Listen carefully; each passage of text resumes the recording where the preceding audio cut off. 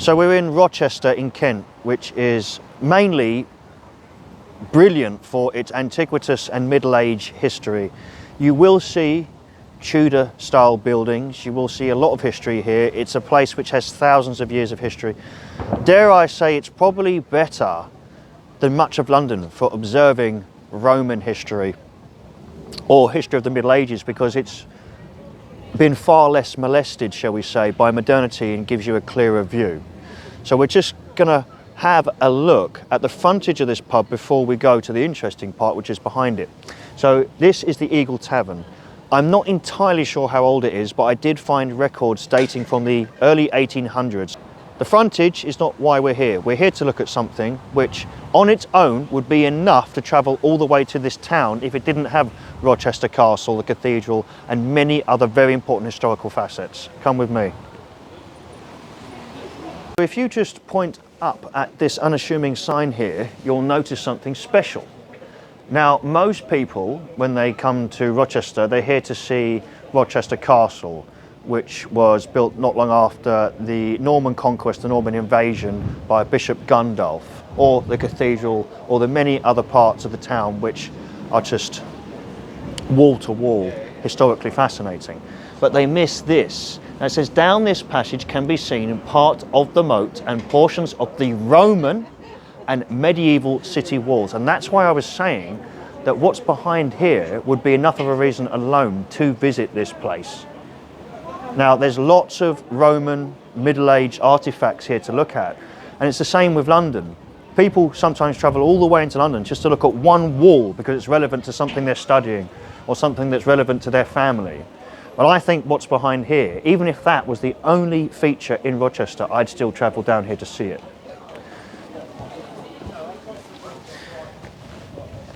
So come with me. So now we're traipsing down this unassuming alley that looks like it's just leading to a bunch of bins, but in fact we're going to come up behind the pub, which the back of it's absolutely lovely. Actually, it's how a quintessential pub should look, in my humble opinion. But then we stumble across the wall itself. So just have a quick look at the lovely nature of the back of this pub, which I think's far more glorious than the frontage. I'm certainly not taking anything away from the frontage, but you'd have to be blind not to see how much more picturesque that is. I mean, look at the roof, the chimney, and as I say often, I really do love pissed features, crooked features, features that look a little bit oblong. So here we are. Now, when the Romans turned up in the 1st century, it wasn't a walkover. They had to face the people that were already here. They were the Canti, and they shared great similarities with people in Normandy who they basically had a lot of trade with. And therefore, Caesar saw the Canti as the most civilized of the tribesmen that he encountered. He saw them as the most advanced because of their similarities with people in what we now call France. But the Cantis actually did do a great job in pushing back Caesar, and that's why the first 2 invasions, though the second invasion was a far greater success, it wasn't until years later that we got the final invasion that we would truly become Romano Britain. So the Canti had a lot to celebrate in the early days, but by the time of the second invasion, never mind the third invasion, they had a very good idea who they were dealing with, and they quickly realized that Rome was not to be messed with. So just come over here for me, please, and feast your eyes on this wall, because it's quite obvious to see where Rome ends and the Middle Ages begin.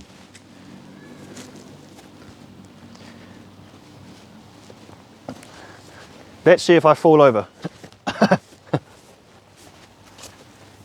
Now, there are some places in London that you can actually walk up to Roman walls and touch them, but there are some that you can't. Here, we're just left alone to come and enjoy it. I could sit here all day, basking in the sun and basking in the wake of ancient history, to be honest. How you doing, cameraman? You doing all right? Yeah, good man. Now, you're not going to win any prizes for guessing that that's medieval just up there. Now, some people might be wondering what I mean by Middle Ages. When we leave antiquity, Middle Ages basically runs from the 400s, lasted about 1,000 years, and people debate as to whether it basically ended just as the reign of the Tudors began, King Henry VII, and this would have happened just after the Battle of Bosworth Field, where Richard III was slain, and the War of the Roses, as we know it, basically came to an end. Though many people think that that was the beginning and the end of the War of the Roses, it didn't. It began a while before that, and the families were basically kicking each other to bits. A bit like how Game of Thrones or many series might depict. It actually happened in real life. If you understand the royal family, you'll understand how interesting and diverse their relationships really were. And for those unsure, medieval period would run from about the 400s all the way to the 1400s. This is nice, isn't it? This arch.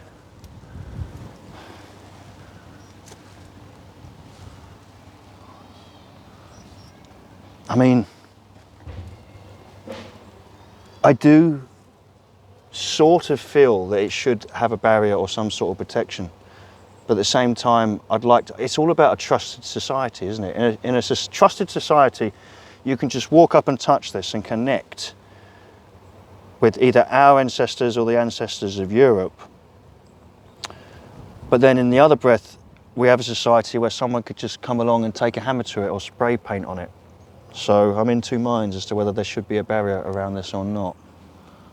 Either way, how many pubs do you know of that have a view like this? And some people might be thinking, well, it's not much of a view, then it's just a wall. Well, it depends on what you can see. And if you have the eyes to see, this to me is far more picturesque. Is it stunning? Is it artistic? Is it beautiful? No, but it's amazing. So if we look at something like the pyramids, for instance, they're not beautiful, they're just amazing. They're awe-inspiring. They have us questioning how they were made, but I don't look at them and think, wow, they're stunning. So things can be impressive without being beautiful, but for me, this has a huge aura of majesty and beauty to it. Maybe I'm romanticizing it, but I certainly feel this is very special, and it's a great excuse to sit in the pub garden and to stare at something which has stared back at this town for far longer than most structures you'll ever see in your life.